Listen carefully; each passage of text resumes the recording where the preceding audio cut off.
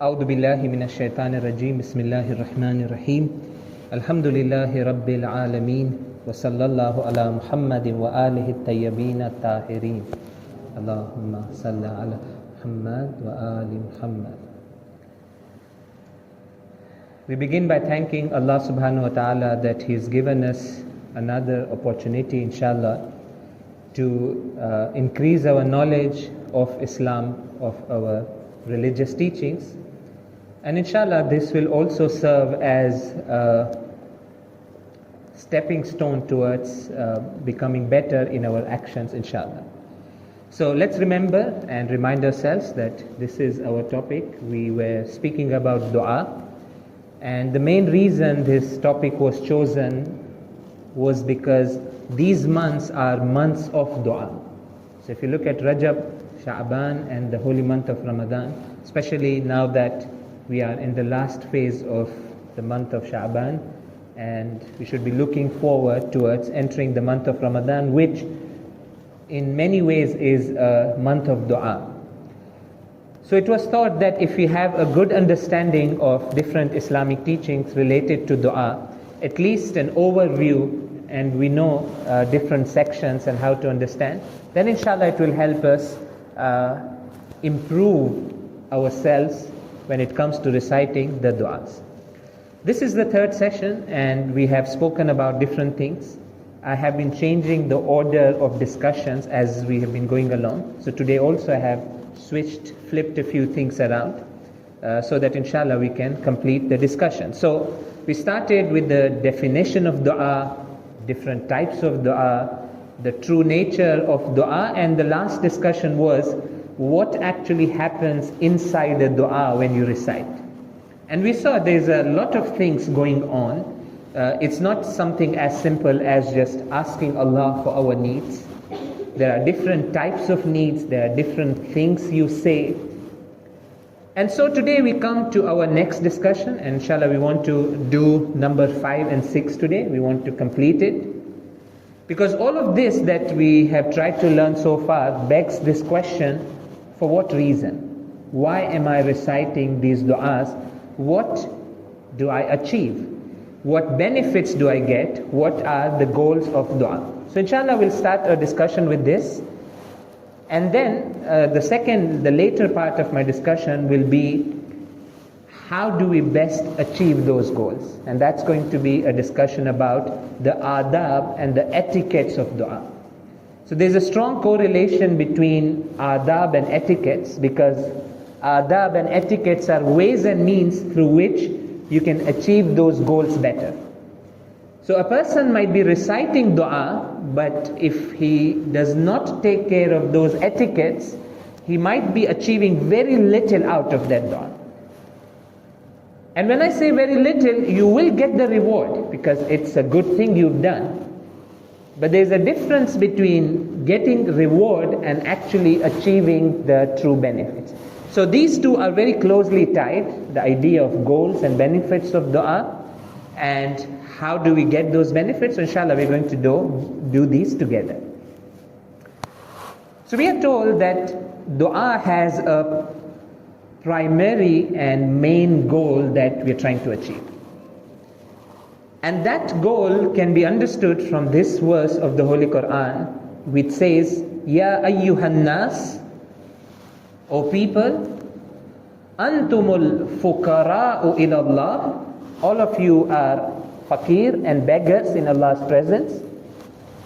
Wallahu huwal ghaniyul hamid, and Allah subhanahu wa ta'ala is the only one that's independent, ghani, he's needless, and therefore he is to be praised. Okay. So this is a very beautiful verse, like all other verses of the Quran. I mean, all verses are beautiful. This is one of them. Is basically the primary goal behind dua is to express our need in front of Allah subhanahu wa ta'ala, because truly we stand in need of Allah. So this is a reality that if you see, truly we actually need Allah in everything. But at times we are overtaken by ignorance oblivion, we forget, and we forget this, that actually I need God. I stand in need of Allah, I'm dependent. So what happens is that dua gives you that opportunity to go back to God and speak to Him in humility. And that was the definition of dua, right? If you recall, the first session, this is what we mentioned. We said, dua is nothing but speaking to Allah in humility. And so important is this thing. Sorry, ignore the image. I'm supposed to change it. You might be thinking that image is more like iftar. Okay. I think I missed this one image. Others I think should be okay. So the image is not related, so it shouldn't distract you. So we are told that this one is a slightly hard one to explain. We are told that actually speaking to Allah and talking to Him is one of our fundamental needs. So normally when you ask people what are fundamental human needs, they'll give you a standard list that in Urdu they say roti, kapda, makan, like you need food, clothing, shelter, that's what you need. And nowadays they've added a few things, so they'll say for example education, okay, that's a need. You might go a step further and you say okay, Islamic education. But beyond all these needs, we also have a need basically where if I don't speak to Allah, I won't be happy. A part of my soul will feel empty. How do we know that? So I'm going to read a verse of the Holy Quran which speaks about the akhirah, what happens to people who go away from God. So the verse of the Quran says, إِنَّ الَّذِينَ يَشْتَرُونَ بِأَحْدِ اللَّهِ وَأَيْمَانِهِمْ ثَمَنًا قَلِيلًا. Those people who sell their commitment to Allah and the promise that they have made to God for a cheap price. Okay, so it's a transaction, right? Like some people sell their deen for their dunya. It is a transaction. About them, this verse says, أُولَٰئِكَ لَا خَلَاقَ لَهُمْ فِي الْآخِرَةِ. They'll have no share in the hereafter, right? Because the only way to get a share in the hereafter was to fulfill that promise that we have made to God. That we will listen to Him, we'll follow Him, we'll be His servant, the idea of servitude and submission to God. Now someone might take this promise and sell it to gain something. Might be anything, might be wealth, might be whatever it is. So if someone does this, then the first thing of course is that look, you sold something that was needed to gain something in akhirah. So of course logically you won't have a share in akhirah. La khalaqa lahum fil akhirah. But the question is, what does it mean? What is that share of the akhirah that you'll miss out? So the verse gives 3 examples of what it means to lose your share in akhirah. The first one is La yukallimuhumullah. Allah won't speak to these people. You've lost your share. So this is something that you really needed in akhirah, that God should talk to you. And because this person lost out his share in akhirah, the impact of that is that Allah won't talk to that person. وَلَا يَنْظُرْ إِلَيْهِمْ يَوْمَ الْقِيَامَةِ. He wouldn't even look at them. Again, look is not a physical look. His mercy wouldn't turn to such people. وَلَا يُزَكِّيهِمْ. He won't purify them. And the summary of that is وَلَهُمْ aadab alim. So if you summarize disconnection from Allah, where Allah says, I won't speak to you, I won't look at you, and I won't purify you, this actually is the greatest, or one of the greatest punishments that those people who lost themselves in this dunya will have. The reason I brought this verse was to mention this, that sometimes we have needs within us that we don't realize that this is my need, because the needs get hidden. Like for example, my body needs healthy food, right? But if I eat too much junk food and I get used to it, slowly my body doesn't now show me that need. It just gets used to the junk food, unhealthy food.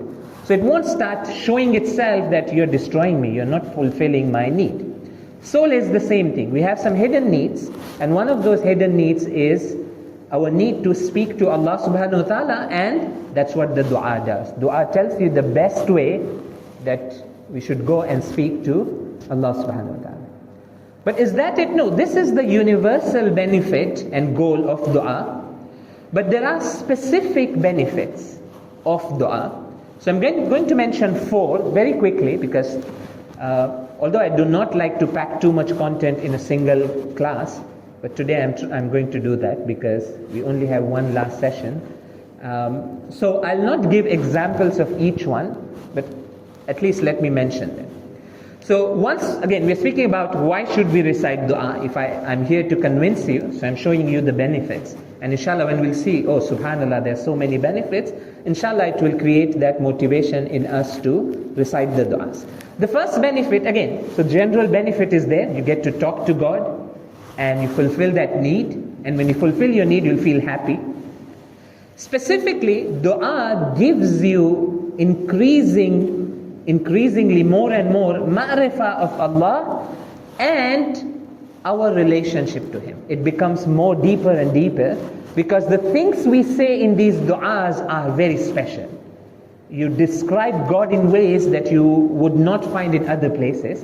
You describe your relation to Allah in ways that you won't find in any other place. So just by reciting these du'as, you understand, oh, this is how Allah looks like, His attributes.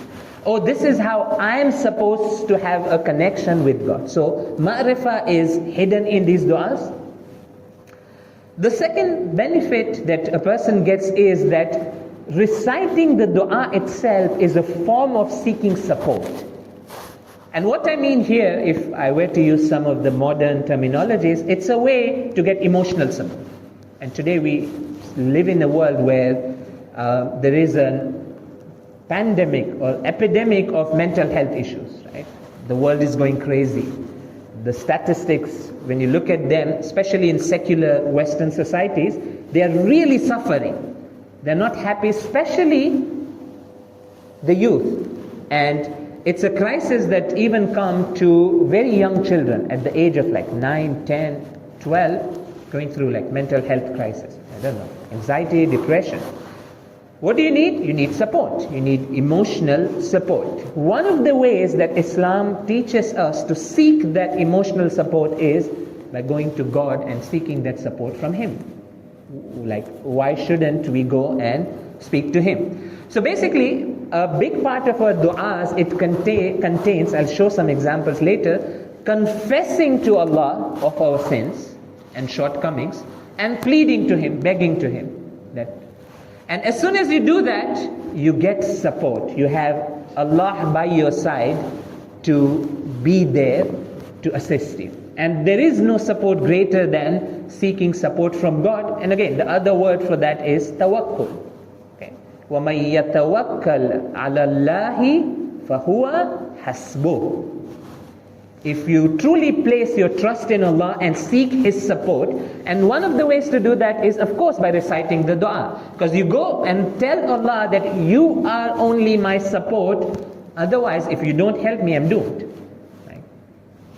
If you do that, it's an expression of tawakkul, and Allah says, if you trust me and make me your support, then I'll be sufficient for you. فَهُوَ حَسْبُهُ. Allah will say, I'll sort you out. So if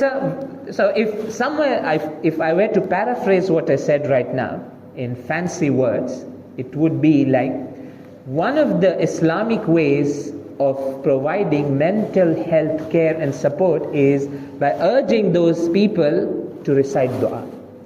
But of course, in a genuine way, not just like a checklist. It's not like an activity you do. In a genuine way, that really helps. So that's the second benefit you get.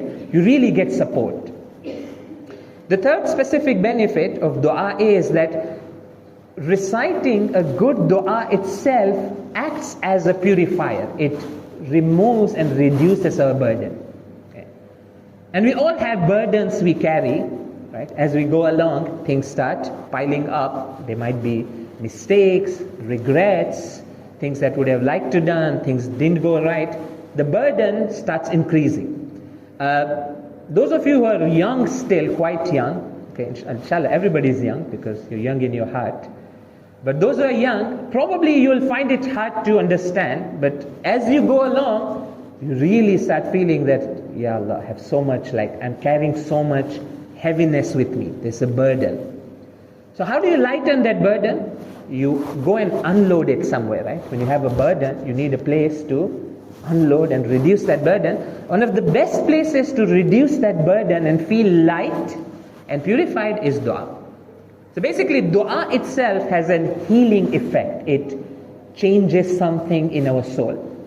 And I'm sure that most of you, if not all, would have experienced that once you recite a good dua, which even means that maybe even in 20-minute dua, you had a good state for 2-3 minutes, you feel lighter.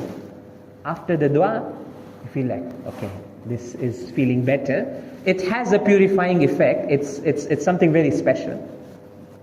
And the fourth benefit of dua is that it's one of the ways to strengthen our connection with the Ahlul Bayt alayhim salam. And this is part of our spirituality. Again, this needs to be discussed separately, that what is the role of Ahlul Bayt and Awliya, the special servants of God, in this whole system. But whatever that be, we generally know that I need to be strongly connected to them. One of the ways to connect to them is through their du'as. Because these du'as are from them. They signify the highest form of reciting du'a, the best of du'as they have recited. And these du'as are full of their mention. Okay? So you see, many of our du'as are a mix. It's wonderful, you see, that you have a du'a, suddenly it changes to ziyarat, and you're speaking to Imam. You have a ziyarat, suddenly changes to du'a.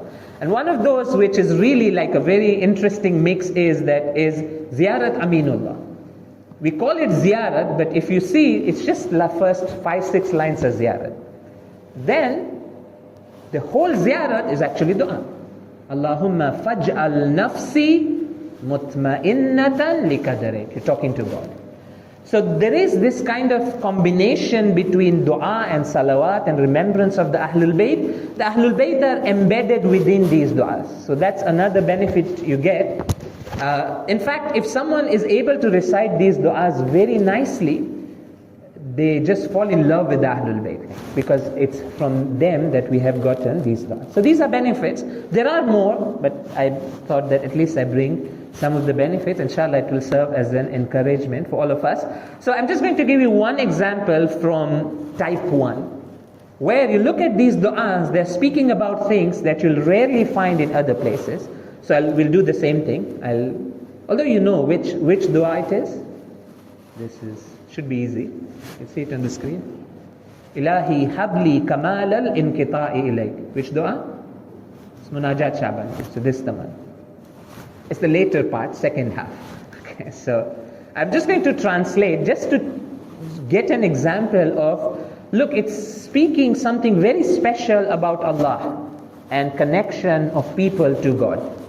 So it says, Ilahi habli kamal al-inqita'i ilayk. Oh Allah, bless me, gift me with complete disconnection from everything else and connection with you. Kamal al-inqita' means cutting away from other things towards you. وَأَنِرْ أَبْصَارَ قُلُوبِنَا بِضِيَاءِ نَظَرِهَا إِلَيْكَ. Becomes very complex now. It says, and enlighten the sight of our hearts with the light of your looking at us. Now, this is very deep. Okay. وَأَنِرْ أَبْصَارَ قُلُوبِنَا بِضِيَاءِ نَظَرِهَا إِلَيْكَ. Sorry, بِضِيَاءِ نَظَرِ, when our hearts look at you, okay, through that enlighten our hearts. So that what happens? حَتَّى تَخْرِكَ أَبْصَارُ الْقُلُوبِ حُجُبًا نُورٍ. When you do that, then my heart's vision would be able to tear through the veils of light. Hujuban nur. Okay, so what does it mean? Needs explanation. So basically, in very simple words, do something, O Allah, that my heart can tear apart those veils of light around you, so that فَتَصِلَ إِلَى مَأْدِنِ الْأَذَمَةِ, so I can see your greatness, my heart can reach your greatness. And if I do that, فَتَصِيرَ أَرْوَاحُنَا مُعَلَّقَةً بِإِزِّ قُدْسِ, if I reach that state where I can pierce through the curtains of Noor, which is very strange. Usually we think curtains are of darkness, right? So sins are curtain, and there's so many things that stop us from getting closer. This is speaking about curtains of light. So there are curtains of light that stop us from witnessing Allah fully. So this dua says, and that's why this dua is like, so the last part of this dua is like it's a spike. We were speaking about the regular things. From this portion, Ilahi Habli Kamal al-Intiqa, it just goes high. It's very high. So it says that if I pierce through those curtains of light, the hijab of light, and I see your greatness, what that would mean is that my soul will permanently hang around your greatness. Mu'allakatan bi izzi qudsik. Like my soul will now never come back. It will just be mu'allak. It will just hang around you, witnessing your other. Did it make much sense? Not to me. It's like, okay. But this is the ma'rifah hidden in these du'as, and that's why you see some of the ulama, they were in love with these du'as. So I didn't get a chance to show you, even today, maybe if we get a chance. So Imam Khomeini is speaking about Munajat Sha'ban, and you see that he's speaking with so much thing that you're missing out on something. So this is one example that I mentioned, that this is one of the benefits. Of course, this was a very high example. There's so much ma'rifah hidden in these du'as. But inshallah we move on, and I want to inshallah try and complete this section. So this is aadab of the dua, and probably this section will be the most practical part of our entire discussion. We're trying to understand dua, the nature, different things, the goals. But we never spoke about, okay, all of that is fine, now what do I do? How do you dua? Like how do you do a good dua? Right? So that's going to be a discussion on adab, and inshallah I plan to finish this today. But before I do that, please recite a salawat ala Muhammad wa ali Muhammad.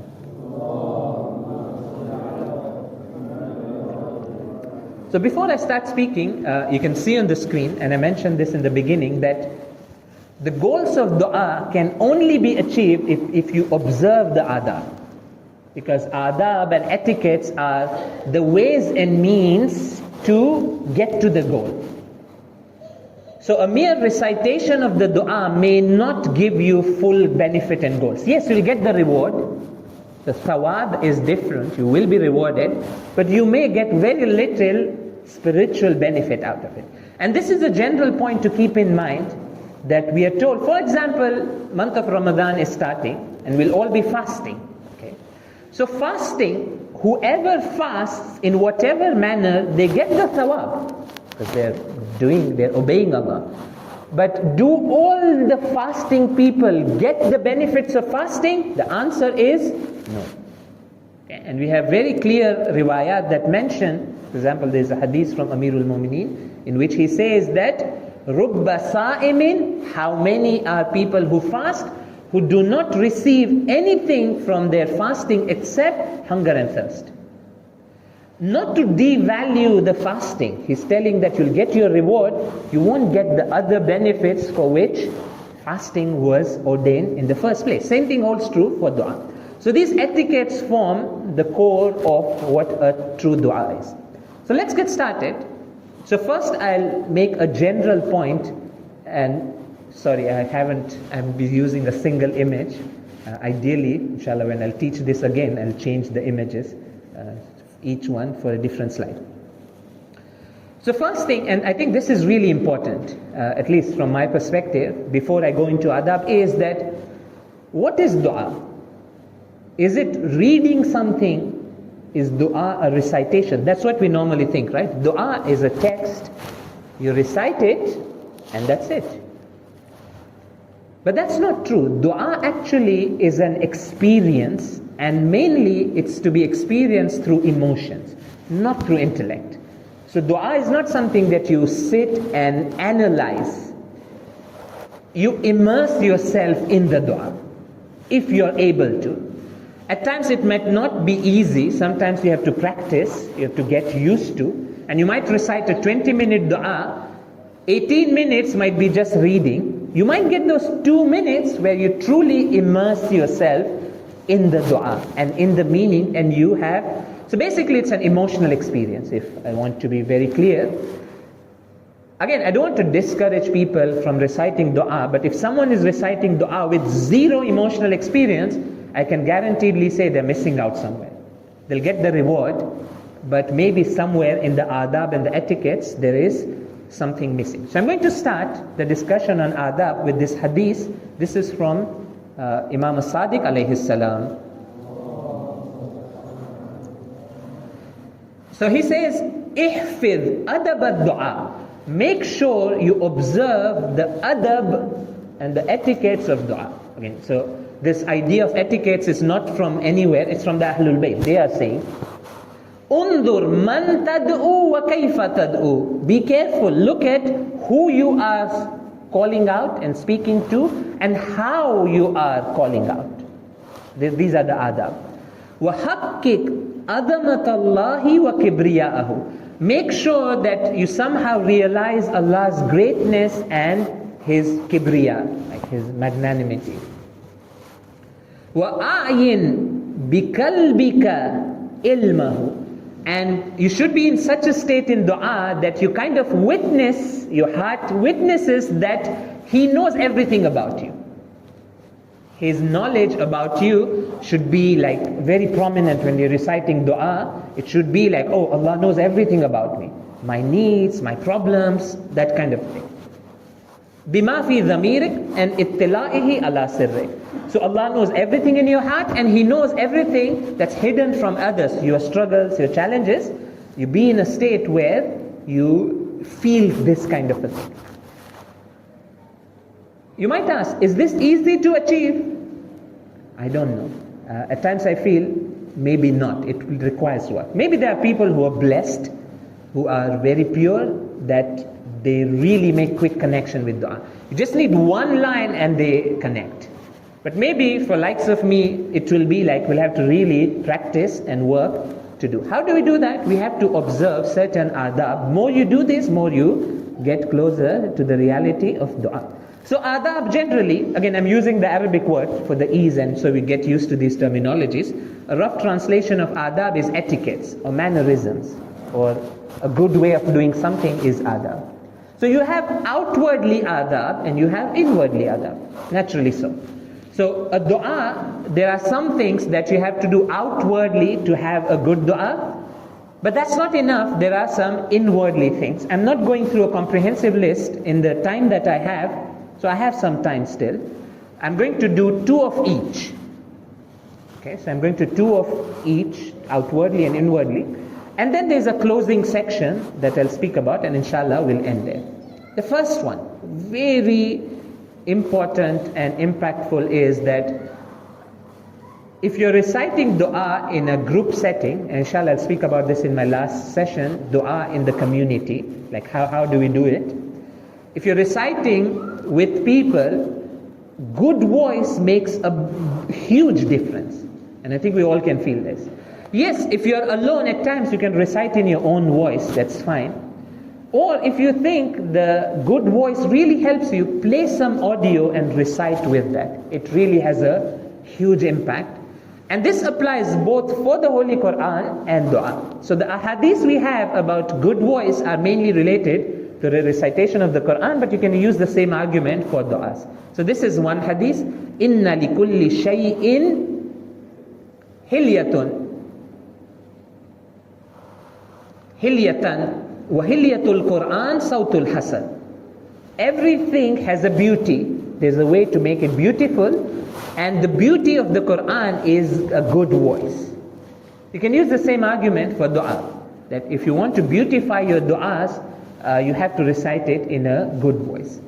So I think that should be the norm, that we try and make sure that du'as are only given to people who have good voice. Yes, there should be an arrangement for people to practice, but not on main occasions. It shouldn't be the case that it's Laylatul Qadr, everybody needs that good dua, and you have someone there practicing their dua. Like, how is it going to work? Now, you get the best reciters to recite. Voice has an impact. I'm quickly going through some of these. Second thing, very important, and this is one of the aadab of the dua, and this is from the verse of the Quran. So this verse of the Quran says, A'udhu billahi minash shaitanir rajim, Ud'u rabbakum tadarru'an wa khufya. Okay. So these are two adabs. The first one I'll speak about last, tadarru'an, I'm coming. But the second one says, khufyatan. Dua is a private matter. Dua should be recited in a low voice, in a way that you have some privacy around you. Okay. Imagine you're reciting dua and someone is staring at you. And then you look at them like, are you okay? He said, no, recite. You'll be like, look, it's like, it doesn't work like that. Or there's bright lights on and everybody's looking at each other. That's how we do it regularly. So again, these are secondary. Do you dim the lights or not? Even dimming the light is because you want to observe this adab, that give people a bit of space. When it's dua time, don't sit like so close to each other, like you're like hitting each other and you're going into like shoulder to shoulder, or like you're peeping into other person's like thing, like what is he doing? Baba, give him space. It really disrupts the mood, especially for beginners like us. We need focus. It's not that we have that high station that in whatever situation you are, you can make that connection with Allah. It's not the case. Of course, there are people, there are awliya of Allah, close servants of Allah who are like that. And of course, the leading and the highest amongst them are the Ahlul Bayt. So there's a very interesting story that it's from Imam al-Baqir, that he enters, probably for Umrah, he's with his companions, and he enters Masjidul Haram and his eyes fall on Kaaba. And as soon as he sees the Kaaba, he makes that connection and in public, he's with people, he starts shedding tears.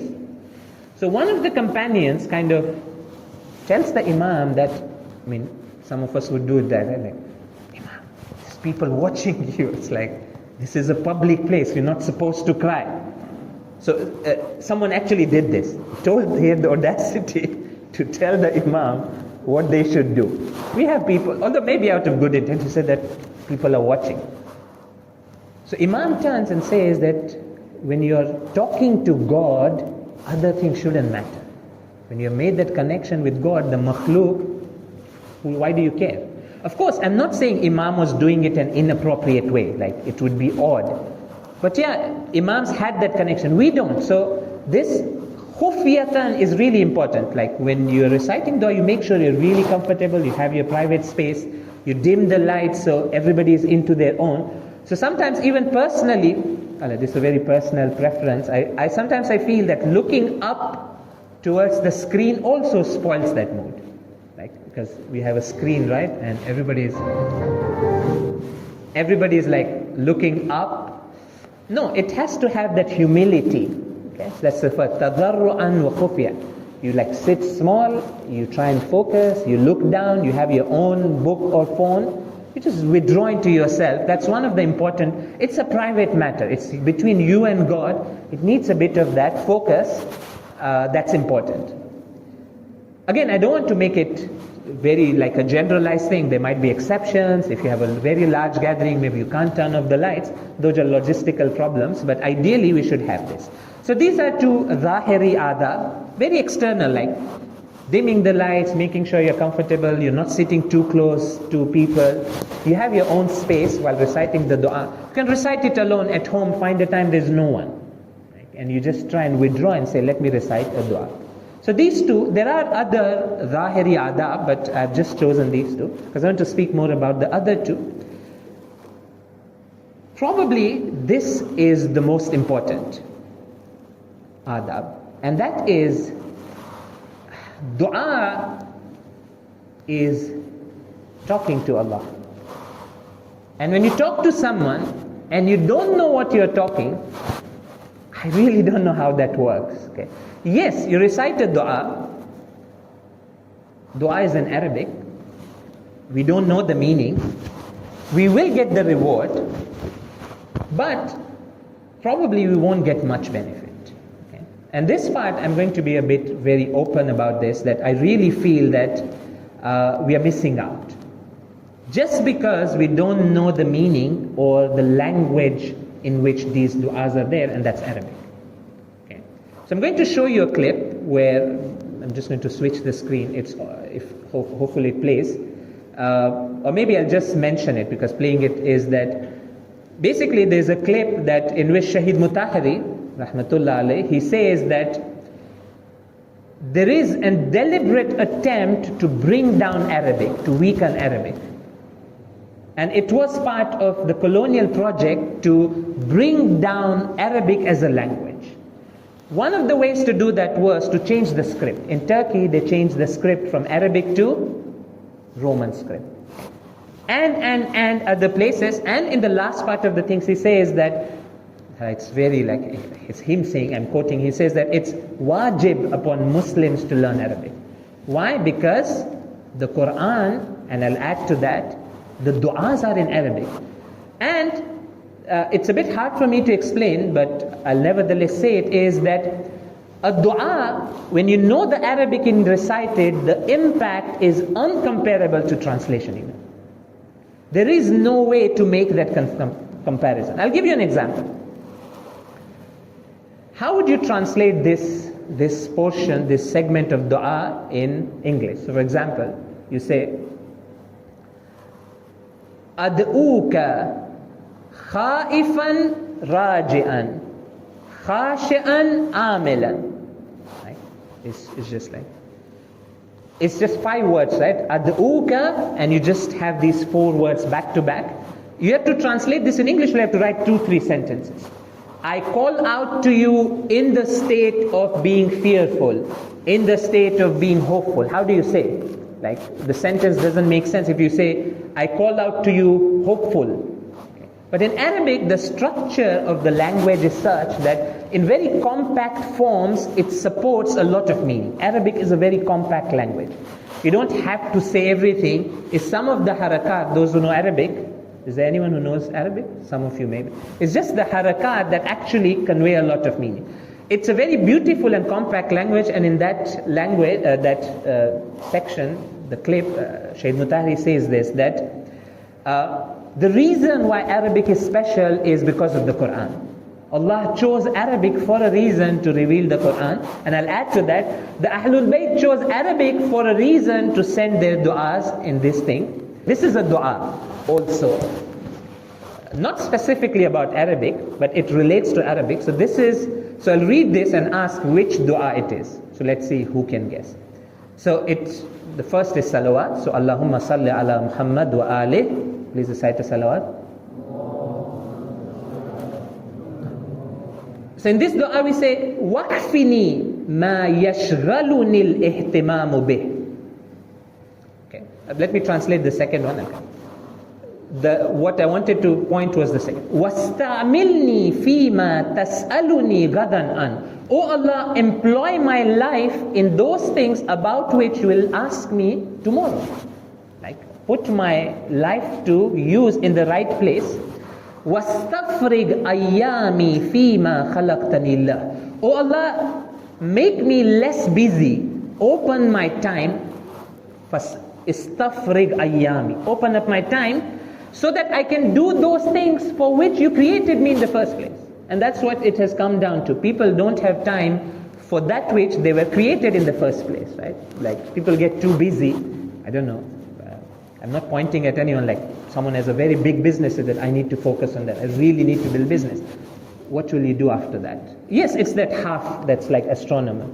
When the ship will start shaking, that wealth is not going to come and save you. Your entire life will go to waste. So I feel that there are aspects of deen and religion we really miss out, because it's just not there. No one told us, we are not able to do. And I strongly feel that learning Arabic is one of them. It really enhances our experience as a moment. I won't speak more about Arabic because it will be too much. The last thing And inshallah, I have a few minutes, I think 3-4 minutes I should be able to wrap it up. And one of those batini and inwardly aadab of dua is tears. Okay? So there's a very close relationship between dua and crying. And therefore you see that generally when you see a description of Ahlul Bayt reciting dua, they would be shedding tears. Like there's such a close relationship that they're reciting dua, there's tears in their eyes. And that's of course the verse of the Quran, Ud'u rabbakum tadarru'an wa khufya. Tadarru means that in the state of desperation, and one of the signs of desperation is that you break down and you cry. You want to see an example of all of this, I'm going to say is children. Because children have a very pure fitrah. They automatically act on a lot of things that we as older people are supposed to do when it comes to our relation to Allah. They automatically do it. Of course, they do it with respect to their parents. So, when a child breaks down, when do they break down? When they are desperate. They do something wrong and they are in trouble, and then it's like, no, this is now, it's desperate. So they go to their parents and they break down. Okay. At a higher level, that's how our relationship with Allah subhanahu wa ta'ala is supposed to be there. And dua is a place where a person should ideally break down. Okay? And so now this is a very long discussion. I'm not going to go into it. This can be a separate course, but of course we're not doing it. And that is, introduction to understanding tears. Okay? There's different reasons and different types of tears. And again, one of the challenges that we face is that in the modern West, tears are equated with weakness, and therefore it's looked down upon, right?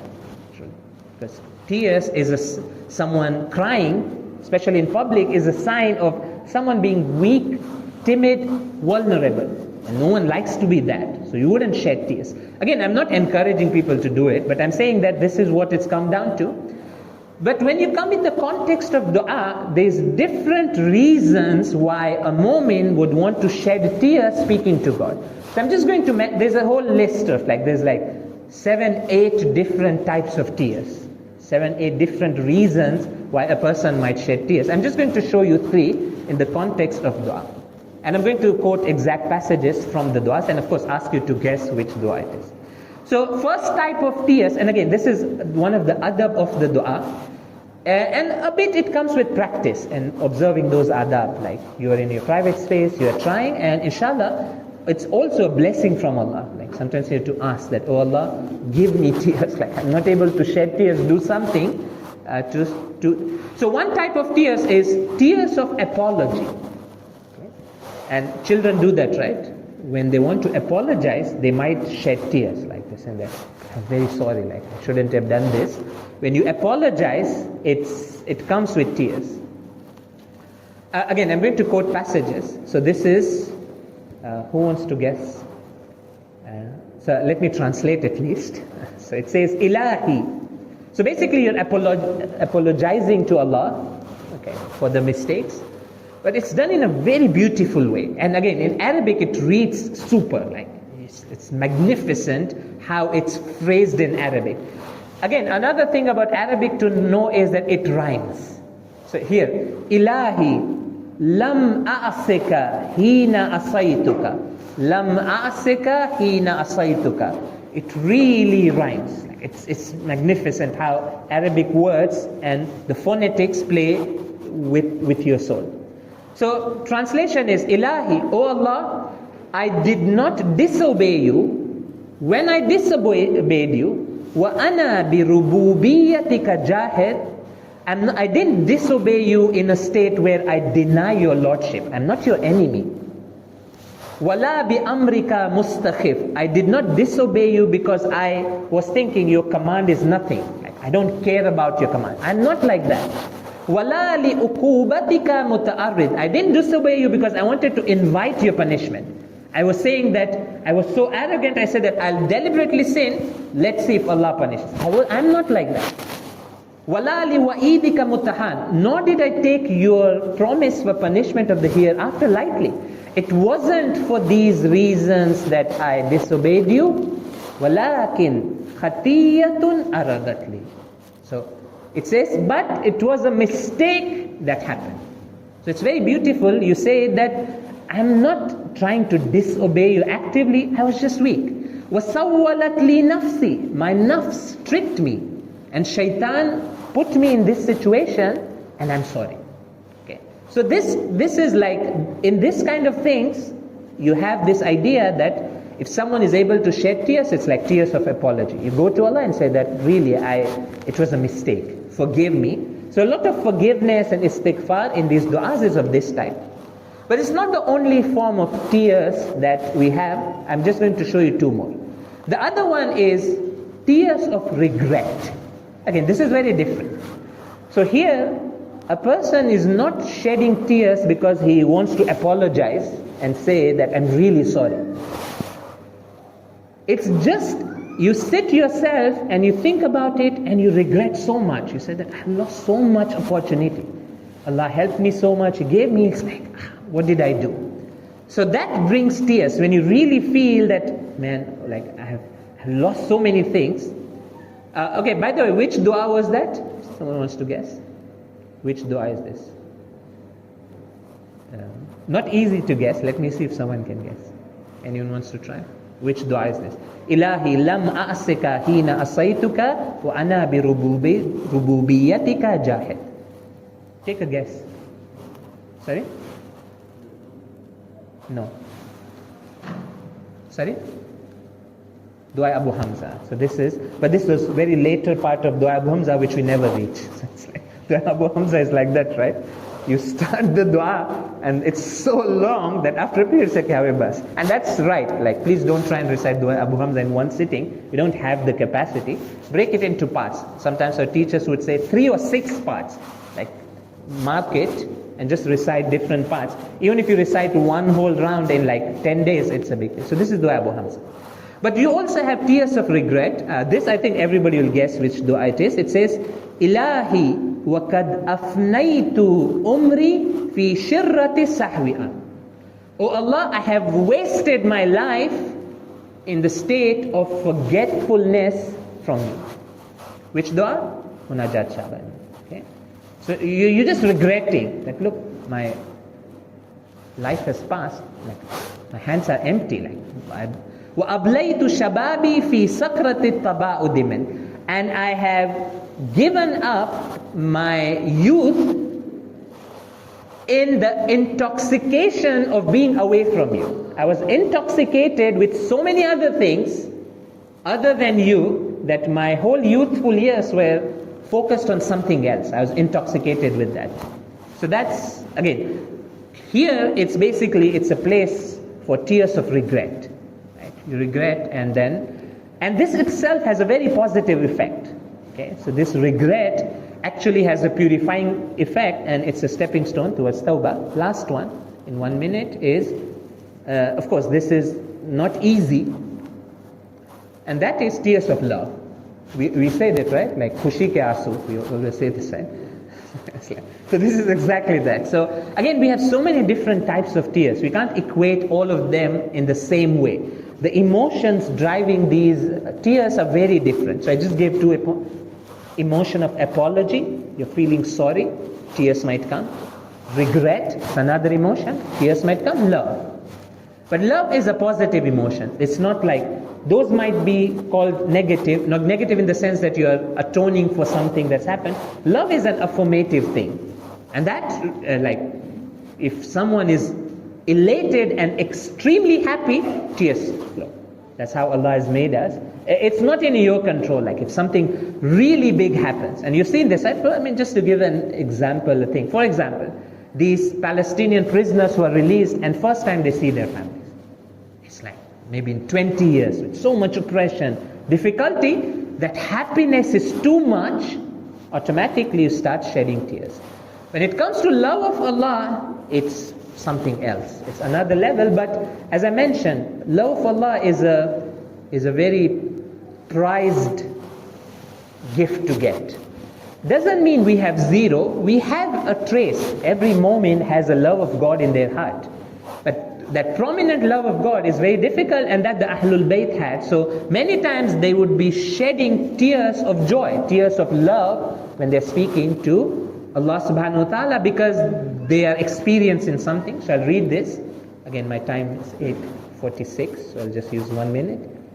And you can guess which dua it is. So in this dua we say, Ilahi amiyat aynun la taraka alayha rakiba. Oh Allah, blind is that eye that doesn't see you watchful over himself. So there's someone who doesn't see Allah to be watchful over them. This dua says that it's a blind man, like he has no experience. وَخَسِرَتْ صَفْقَةُ عَبْدٍ لَمْ يَجْعَلْ لَهُ مِنْ حُبِّكَ نَصِيبًا. And the transaction and the deal of the servant who did not receive any share from your love has been a big loss. خَسِرَتْ. So basically, you made a deal, you sold your life, because that's what we're selling, our life. You sold your life, and this person did not get even a small share of Allah's love. This dua says that it was a failed deal, like it was a big loss. Who can say like this? Who has that share of love? Which dua this is? To guess? Which dua is this? It's one of those very special duas, very unique. To guess? This is Dua Arafah of Imam Hussain alayhi salam. This is very powerful, this is very special. And Dua Arafah, parts of it is just like love. Like that love of Imam Hussain to Allah shows so prominently. He starts saying things that are like, it's just like out of love that he's saying this to God. So this he's saying out of love. Because he's experiencing saying that if someone doesn't get a share of this love, it's all waste. Like, what have you achieved? مَاذَا وَجَدَ مَنْ فَقَدَكَ. What did that person achieve who lost you? مَا فَقَدَ مَنْ وَجَدَ. Arabic, it's really beautiful. And what did that person lose who has gained you? Okay. Very beautiful. And it just flows, and he just keeps on talking and talking. It's at a very high level, but that's the level of muhibbeen, those people who have that true love for Allah subhanahu wa ta'ala, and that automatically brings tears. So we have the hadith that Dua Arafah, the entire dua, Imam Hussain was shedding tears. Like, from the start. From the start, as he started reciting, he was shedding tears with different moods, and a part of it is tears of love. Thank you very much for your time.